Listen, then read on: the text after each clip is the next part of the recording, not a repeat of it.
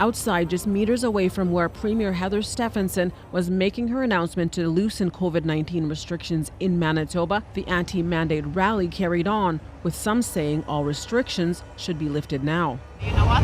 Everything should be stopped as soon as possible. I don't have a job for over 4 months because of mandatory leave of absence. Others say they'd be ready to go home today if all the restrictions were lifted. But they do credit what they're doing at the rallies for provinces, including Manitoba, to be scaling back on the pandemic mandates. It has everything to do with what's going on across the country.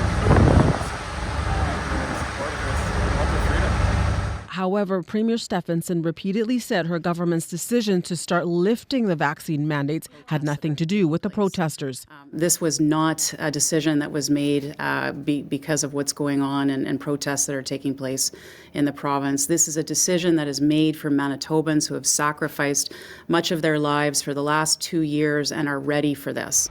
Nevertheless, organizers of the Winnipeg Freedom Convoy issued a statement in response to Stefanson's announcement.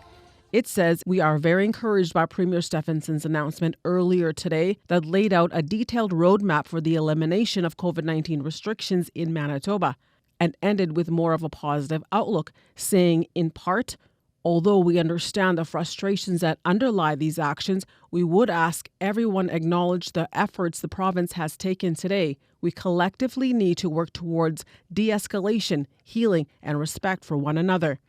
Rally organizers say truck drivers will remain at the rally site outside the Manitoba Legislature until the provincial COVID-19 measures are removed and until there is a collaborative decision with the federal government on fully eliminating border restrictions and interprovincial mobility restrictions, particularly on travel by air and train. There are no indications from either the provincial or federal governments to eliminate any of those restrictions at this time. Sheila North, CBC News, Winnipeg.